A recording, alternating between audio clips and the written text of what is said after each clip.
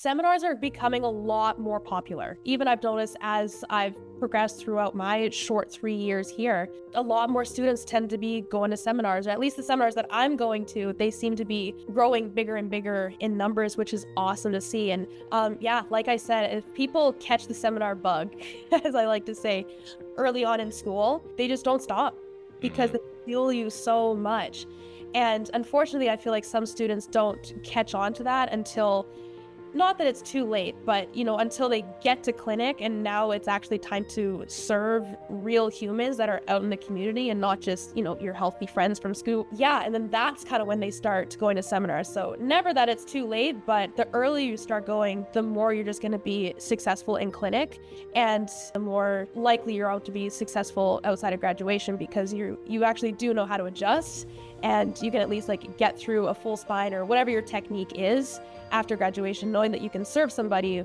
The seminar world is great, at least out in the States here.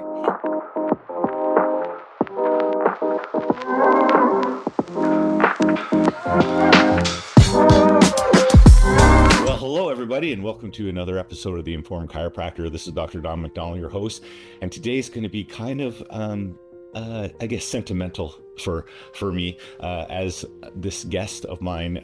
We met her coming in to do her kinesiology practicum in our office. It's hilarious. I was like, what's that word? Practicum. And since that time, she's head down to chiropractic school. And I really wanted to get a perspective of what's it like to be a chiropractic student nowadays. She's also doing an amazing amount of work down there. So if there's anybody who's a potential student, you should probably listen to what she's doing because she is crushing it in school. And we're very excited too. She's going to come back and join us in our practice back in Edmonton when she's graduated.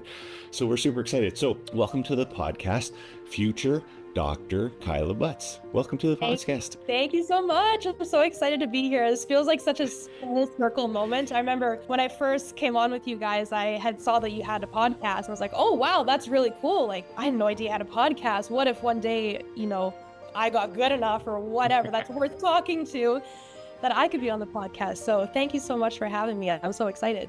Yeah, no, I'm kind of part of it. Just want to show off what amazing things you've been doing. But I also just I think now a lot of people listen to the podcast, just like I was saying just before the call, is that, we've been in practice for anywhere between say 10 to 20 to 30 years. And it just be interesting to kind of get a perspective of what it's like to be in chiropractic school at the moment at 2025 and then just kind of all the exciting things you're doing. So before we get started, why don't you tell the listeners how you found us in the very first place? Yeah. Oh my goodness. This was 3.5, almost 4 years ago now. I was a competitive Olympic lifter before chiropractic college. So throughout COVID, that was the one sport that I picked up on and ended up kind of being okay at it. And I went really hard with it and eventually kind of ran into an overuse knee injury. It just got super painful. All of a sudden couldn't do a bodyweight squat. And at the time I was the student kinesiologist for the varsity wrestling team at the University of Alberta here. I was working under physiotherapists and athletic therapists and got to learn a lot from them. And so when my knee really, really started hurting, I was like, you know what? I kind of already know what I'm going to get if I go to a physiotherapist. Let's try a chiropractor. I'd never been under regular chiropractic care ever in my life. I grew up thinking that, you go to the chiropractor for aches and pains, you get your one adjustment, and then you only come back when you feel those aches and pains again. So that was my view of chiropractic before I saw you guys. And so I went to a chiropractor in Edmonton and had an amazing first visit. Had no idea that chiropractors can adjust extremities either. So she adjusted full spine, but then she also adjusted my knee, and it was like night and day. After 2 adjustments, I was really able to get fully back into training. That was kind of the moment where I was like, holy smokes, there is something to this. Because not only does my knee feel amazing, there was just something about it, I just feel amazing in general. Fast forward a few months later, I was tasked to find a practicum placement to finish out my last semester of school. And that's when I was really starting to dive into chiropractic. I had shadowed a few other people before, and I remember I just did a quick Google search, and you guys were one of the first to pop up in South Edmonton with amazing 5-star Google reviews. And so I was like, okay, let's contact them just on a cold call. And sure enough, Brandy responded later that day, or it was the next day or something like that. Yeah, sure, come on in for a quick interview. And I get there and vibes were great. We connected really well and I was super excited. And you were like, yep, sure, we'll take you on. And I was like, okay, well, I'll make sure that, this is the right thing for me. And then sure enough, I get home and I'm like, what was I even thinking? Of course, it's like, You're like, I'll get back to you once I think about it, which is always good. You give yourself time. You don't want to have to make a huge, big decision right on the spot, right? So yeah, but no, it wasn't even 24 hours. I'm like, yeah, awesome, let's do this. And then once I got there, it was hardly even a week when I was there where I actually started to realize that chiropractic had a whole philosophy, and you guys were the ones that introduced that to me. Nervous system's regulated, the whole body ends up functioning better, like just the basics, right? Like what they talk in the green books. I was like, yeah, this really makes sense. And so that's when I really started to go down the rabbit hole, and you guys had so graciously gifted me the Vitality Shift. And so I was watching those books, and then you gave me my first Stevenson's philosophy book. And so once I started reading that, I knew I wanted to go to Palmer. I had shadowed a few other schools in the past, but I knew I wanted to go to Palmer, and they had a scholarship available for a philosophy scholarship. And so I had to write an essay for that. And based off of what I learned from you guys and then what I learned from Stevenson's book, I wrote this philosophy essay and ended up getting the scholarship as an entrance into Palmer. And so that was really special. But yeah, so that was kind of my introduction to chiropractic. And then of course, once I got fully immersed into the chiropractic Palmer bubble down here is when some views of the world really started to shift, and I got this whole other sense of like almost what it's like on the other side of Western medical. Just getting a different perspective, but it really resonated with the core of me and kind of how I want to walk about the rest of the world in life. So Tell me a little bit about that, because it's very similar, because that's my school that I went to, Palmer, and the chiropractor that I went to, he was very philosophically based. And like I was just saying on a different podcast episode, it was funny because before I got to school, I had referred so many people in because I was on fire. I could just tell anybody to go to chiropractor. And then once I got to Palmer, it was a little bit like there's still, and even now, no matter what, there's still, it's the fountainhead. Like there's an energy to it that is just like, we've gone back a couple times since then, and we got to see you there the last time we were there for my 25th anniversary for graduation. Like the energy is still palpable, but there's still that divide, just like there is in the whole profession. So tell me a little bit about how that was when you first got to Palmer. Like, what was that experience like? Yeah, I think just from seeing some of the, call them like more seasoned chiropractors who have graduated like quite a few years ago compared to now, I think there definitely is starting to be more of a shift. They don't really, yes, they're the fountainhead, and when you walk through the walls of Palmer, you can just feel the history, and they really do like to embody the history. You see all the epigraphs up on the wall, and there's like nearly every building or hallway that you walk through, there is some form of history that you can kind of walk back down memory lane in time with. But they are starting to shift a little bit more away from the philosophy, which is kind of sad to see, and a little bit more physiotherapy based. They really teach you to be good clinicians, I will say. They are very good at helping you pass boards, but unfortunately, I'm not really getting the sense of they're really preparing you for life as an entrepreneur outside of, the Palmer walls after graduation. But yeah, I mean, it's still, everybody still calls it the Palmer bubble. Everybody is on the same trajectory, on the same road. You're all studying the same classes, and yeah, you can call it, everyone's kind of trauma bonding.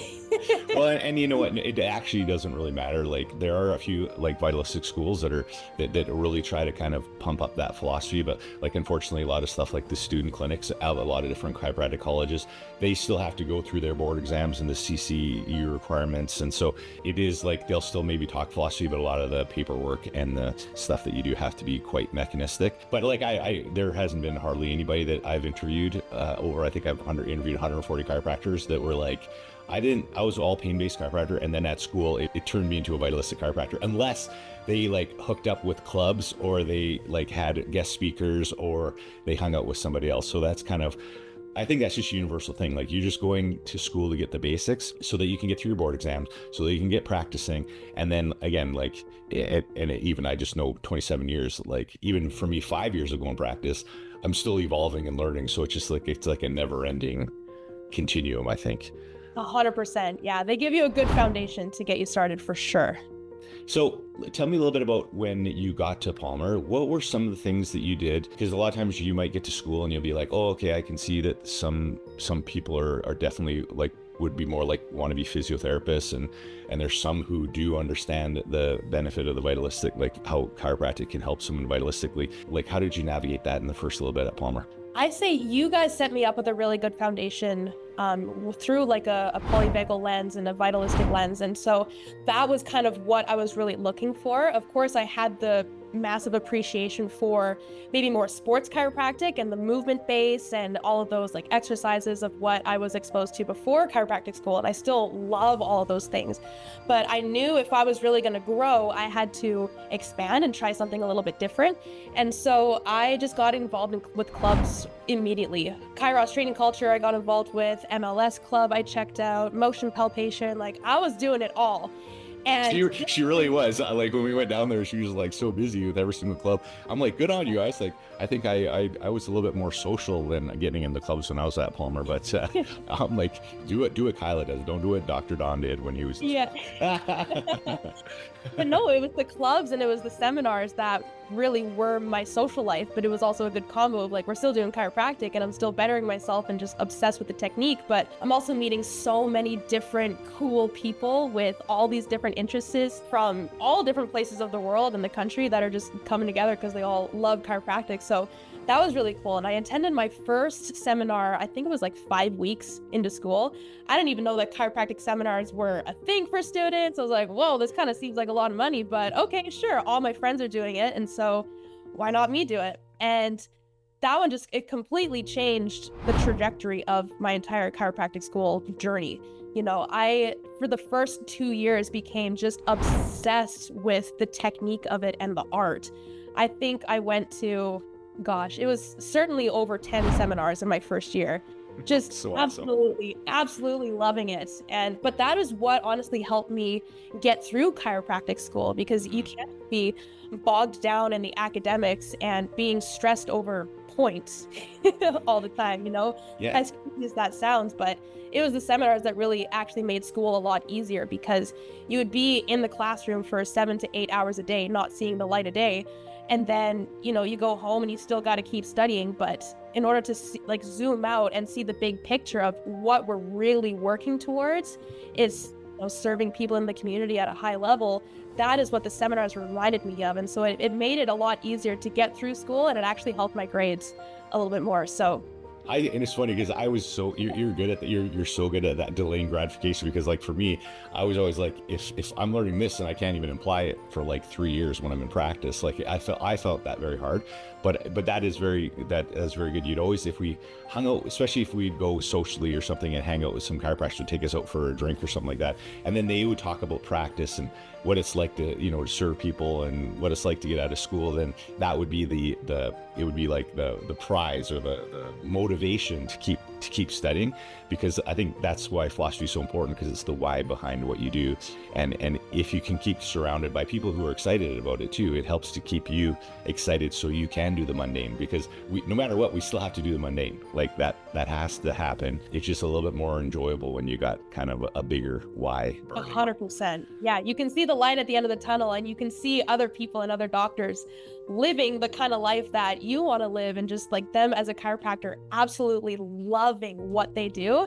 It was really inspirational, and so it was a good motivator to keep going with the seminars, keep connecting with a bunch of people over the country. So tell me about your little group that you guys trained every morning, because I think that was pretty impressive with how much discipline you guys had. Tell the listeners a little bit about that for anybody who they might be sending to chiropractic school, that they want to kind of keep an eye out for that. Yeah, absolutely. Of course, there's a ton of different clubs on campus that really tailor to different interests that other chiropractors students, love and what resonates with them. But what really resonated with me right away was Kairos training culture, or in other words, KTC for short. And I got involved with that. Actually, it was Dr. Haley in the office that recommended, like, when you get to Palmer, go check out KTC. So I was like, okay, cool. I don't know what this is, but I'm going to go find them. And little did I know, they met at the time 3 days a week in the mornings at 5:45 in the morning. So before classes, before anything else, it didn't interfere with any of the club hours that we have, which is a set aside time during the week where you can go to club, you don't have any classes. Yeah. So we met before classes, so it didn't interfere with any of that. And I was I was definitely pushed outside of my comfort zone because one, waking up early is hard. So, Especially at that age, I was like, I didn't have air conditioning when I was at Palmer. So it was like at about 4 or 5 in the morning was the only time my apartment would be cool enough to sleep even. I'd have been so tired. yeah, no, for sure. But I liked it though, because it was a challenge and immediately it was like a small victory already at 5:45 in the morning, And you're not just there to go through the motions, you're there bettering yourself. So we're moving in different ways so that, we can stay sustainable in our functional movement. And then we go through chiropractic specific movement. So putting our bodies in positions that we're often going to find ourselves in around the table. So really good hip hinges for cervical palpation, or like a proper lunge stance for palpation of the thoracics or of the pelvis or whatever it is, right? And then we go into a little bit of breath work or meditation. So just kind of equipping us with tools on how to down regulate ourselves when we have all of this stuff going on in our lives and in school. So just taking the time to practice to take 5 minutes to and just regulate, Yeah. And then from there we go into technique, and technique will go into like cervicals, thoracics, pelvis, lumbars, all the things that are like the basic foundations of what you need to be able to adjust somebody full spine and serve a solid like 80-90% of the population. And then from there is where they really promote like their seminars, which will go that next level deeper from the club level to provide that little cherry on top. But that's what really resonated with me. And at first the breath work and meditation part of it was really uncomfortable because I had never done that or just sat that deep with myself before. Sure. And so that's been a whole journey in and of itself, but it's been a huge part of my growth, and now I practice it almost every day. That's great. And there was levels too. Didn't you kind of work up levels, like as far as like, because you become like you're obviously the rookie when you start, and then you kind of slowly transition into leadership. So just kind of describe how that process went. I trained KTC for 2 trimesters before they brought me on as a facilitator or a lead of the club. And that in and of itself too also just provide a new like trajectory of growth. And so I picked up on the technique of it, I think a little bit quicker than most people. I could, say confidently, but also I want to say humbly too. And so then from there, I kind of noticed my growth in that area kind of plateau for a trimester or two, because my new area of growth was leadership. Yes. And just being able to explain what you're doing now. And it really challenged me of like, okay, how well do I really know the material? How well do I know why I'm doing all what I'm doing, and like when to adjust, how to adjust, where to adjust, all the things, right? And so it was that part that really trajectory my growth. And it's been an amazing journey from there. Well, now I'm trying, about to graduate, and it is amazing. I was just saying, like, even since I started teaching technique, that just, like you said, like if you're just adjusting, but you're just in your own little world adjusting, and you don't have to teach or explain what you're doing, it does kind of limit it a bit, I think, because if you have to be able to fully explain and so other people can understand, I think you get to even know it even better yourself. And so I think that's like just an amazing skill just to learn when you're in chiropractic school, right? Yeah. Oh, 100%. So, you've been to a lot of different seminars with a lot of different students from a lot of different schools. And, for some of the chiropractors who are like, oh, I hope the young generation of chiropractors is going to still look after chiropractic so it still exists in like 20 or 30 years. So just getting a little bit of vibe of like, what's it like and what's going on in your generation of chiropractic students. Yeah, seminars are becoming a lot more popular. Even I've noticed as I've progressed throughout my short 3 years here, a lot more students tend to be going to seminars, or at least the seminars that I'm going to, they seem to be growing bigger and bigger in numbers, which is awesome to see. And of course, not only in KTC seminars, because that's the one that I've been to the most, but just in other seminars that I see pictures of online of like, a big weekend recap and things like that. But like I said, if people catch the seminar bug, as I like to say, early on in school, of course, if they can financially afford it, they just don't stop because they fuel you so much. And unfortunately, I feel like some students don't catch on to that until not that it's too late, but, until they get to clinic, and now it's actually time to serve real humans that are out in the community and not just, your healthy friends from school. Yeah. Sorry. But and then that's kind of when they start going to seminars. So never that it's too late, but the earlier you start going, the more you're just going to be successful in clinic. And in my opinion, the more likely you're out to be successful outside of graduation, because you actually do know how to adjust, and you can at least like get through a full spine or whatever your technique is after graduation, knowing that you can serve somebody through, like you've trained for them, right? So yeah. The seminar world is great, at least out in the States here. Well, no, and I think too, it's super important, because I think that's another thing because the challenge that we find, especially even post-COVID, is a lot of chiropractors, when you're in school, you are in a bubble. Like, everyone is a chiropractor, everyone is under chiropractic care, and it's normal. Like, especially in Davenport, when I was there too, like, even everywhere you go in Davenport, everybody's under chiropractic care. It's just because that's the fountainhead of it's just a normal thing. And then when you go back to your home to city or something, and I remember when I was just brand new out of school, and I was at a social function here where I just opened practice, and you just meet someone, they say, "So what do you do?" And you're all proud, "I'm a chiropractor." And then they just stop and you're saying, "I don't believe in chiropractors." And I'm like, "What?"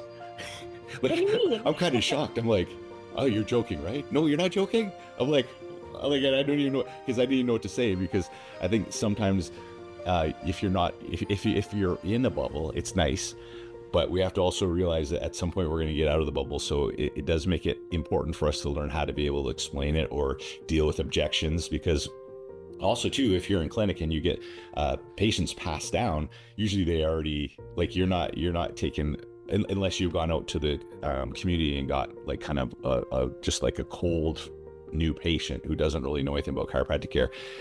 It is a little bit different.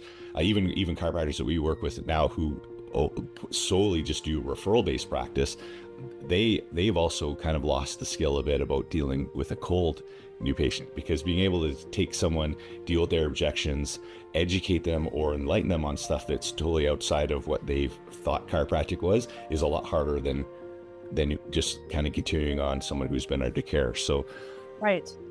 So that's cool.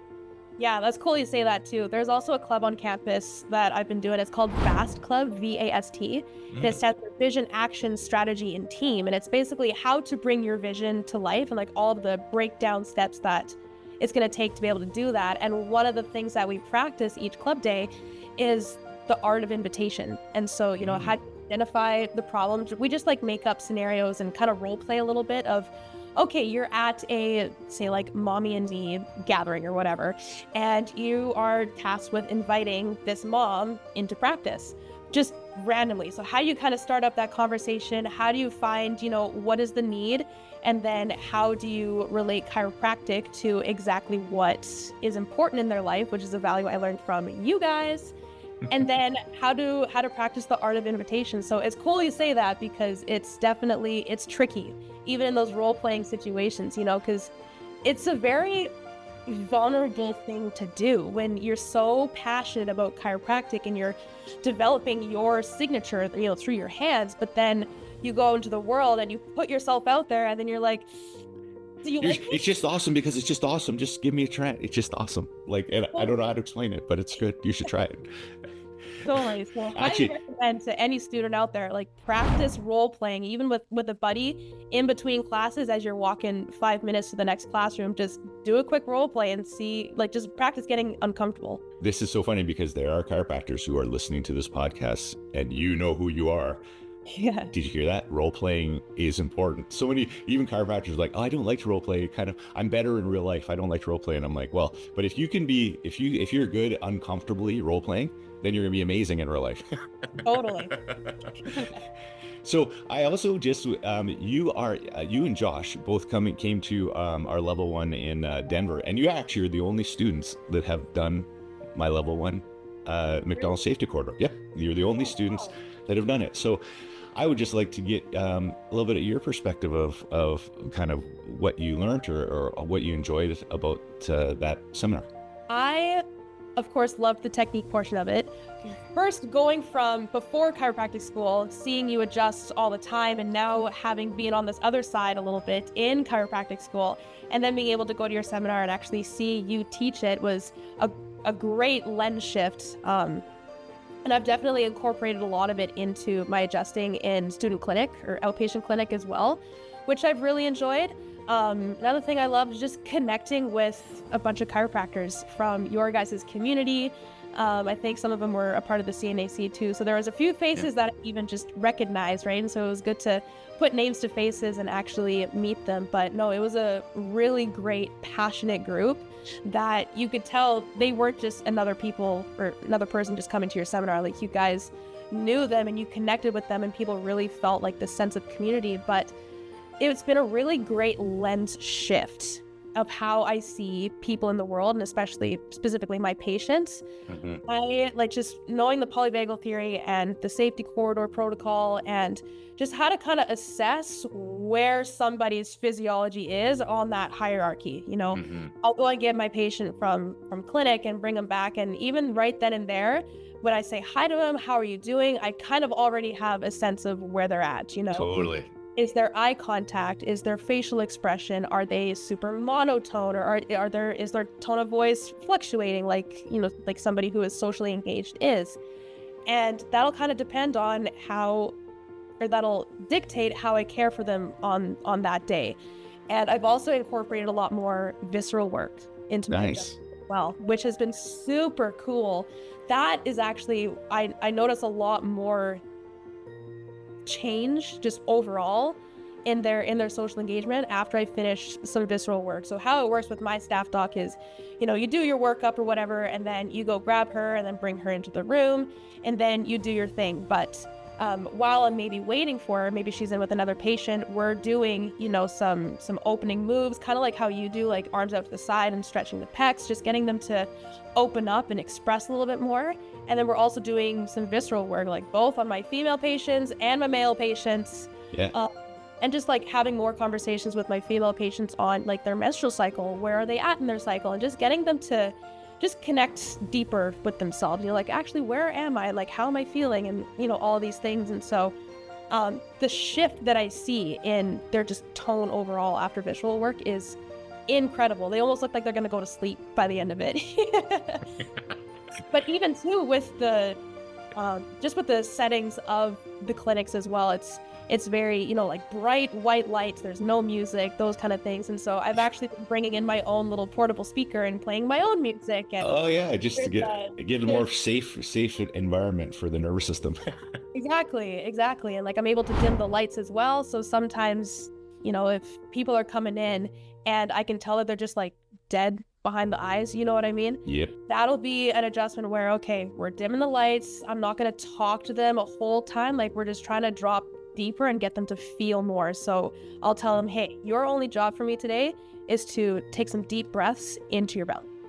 Stop breathing up into the shoulders. Just lay here. You don't need to talk. You can close your eyes if you want, but just breathe into the belly. And that in and of itself just will be able to kind of bring them down a little bit. And it actually helps the adjustment go a little bit easier too. So that's so good. Look at you applying all that stuff. Man, you're so far ahead of me. You're coming out of school, like, geez, it's going to be crazy. You're going to rock. You have a great career. Just happen to be like in our practice and take over our practice, which would be amazing. I just also saw you just won a scholarship from CNAC. So congratulations. Can you tell the listeners a little bit about what that was? Yeah, it was something that they just started up this year, and they're going to provide one scholarship a year, I believe, to a student who kind of just shows like, they're doing outstanding work in the community, or they're just really connected. They're just really involved, right? They're not just doing the school. They're going out and they're going to seminars and making connections and just doing all these things. And so their scholarship provides an extra year of a free membership to this CNAC community, which is awesome. So if any students are out there listening, you get a free membership with the CNAC while you're a student, and then up until 1 year after graduation. And then after that, your student membership expires. But the scholarship that they're giving out is a whole extra year of that free membership. And it's been so valuable for me, especially just getting plugged into their Facebook community and just getting to see all these different patient cases, and people are connecting and asking people, well, hey, like, what do you guys think about this? And just all those things. So the learning never stops after what I love. Yeah, and I think that's the biggest thing for chiropractors is even staying in somewhat of a community, because often chiropractors, like especially if they live in a smaller town or something, they might not even have another chiropractor around, or there's very, very limited amount of chiropractors around. So it just goes to show, even when you're in school, even when you're around chiropractors, it's still important to get around I don't want to say the right kind, but the kind that help you resonate at a higher level, like the ones that help to elevate you. And that's what we call co-regulation in the polyvagal theory. And we need to have strong co-regulators in order for us to be amazing co-regulators for our practice members too. So it's super important to have your tribe. So absolutely. I think it's even more, maybe not more important, but it's really important for students too. I notice you can tell which one of the students have a broader capacity, I guess, if you want to say. There's some that say like, oh no, I can't handle a seminar, or I can't, like, they don't have the bandwidth. Yes. And it tends to be the students who, don't really have a ton of friends. You always see them around campus and they're just kind of by themselves. And I think it's because, they don't have those friends to co-regulate with, to talk about everything that's going on, because chiropractic school it's a pretty intense full-time job plus more, and our stressors are points. It's just gotta get your points. Yeah, I gotta get your points, but yeah, it's a unique environment. And so I think when students are able to get plugged into those kind of communities, or just get plugged into seminars or clubs, I think it really will set them up for more success in their chiropractic school, just because they're not alone doing it, 100%. Well, awesome. Well, we're coming to the end of the podcast, and I always like to, it's so funny because I usually ask, if you're to go back in time and visit yourself when you're back in school, you are in school. So what would you say to your younger self? But I think that you have an inspiring message. So what kind of words of wisdom would you like to leave everybody with? Oh, just anybody in general, or students? Well, you got students or chiropractors, even, like anything you can pick, or what inspires you. Oh, what inspires me? Having a good mentor on your team. Whether you're a chiropractor listening to this or you're a student listening to this, get somebody on your team that inspires you and somebody that you trust, because ultimately they're going to be part of your roots, and somebody who will keep you grounded and keep you, just remind you that, hey, like, there is another side to this, and there is a light at the end of the tunnel, and they're just going to help you get through it. School is one thing, but then once you graduate, it is a whole other ball game in the business world and being an entrepreneur and all of those kind of things. And so it's really going to set the student up for success. But I can even see, as chiropractors already in business as well, it's got to be fulfilling being able to pass on that knowledge to the next generation of chiropractors to, see the profession continue to grow and all those kind of things. So that would be my advice, is to students, get a good mentor, and to chiropractors, hey, don't forget that there's students out there. To mentor, yeah, because again, even when you're mentoring other people, you still get that feedback. It's still that that positive feedback loop, right? And soon enough, guaranteed, you're going to be a big mentor for chiropractors once you've been in practice for a while too. So you're a future superstar coming up. Well, I got big shoes to fill, so I'll thanks you guys. Okay, well, thanks so much for joining us on the podcast today, Kyla. Appreciate it. Yes. Thank you so much, Dr. Don. And for everybody out there who's listening, if you have any students that are going to chiropractic school right now, share this podcast episode with them. And I hope you guys got a little bit inspired about if you see how much work Kyla's doing in practice, maybe you want to raise the bar a bit on what you're doing to serve your people too. So hope you guys are all doing well, and we will see you all again in a few weeks.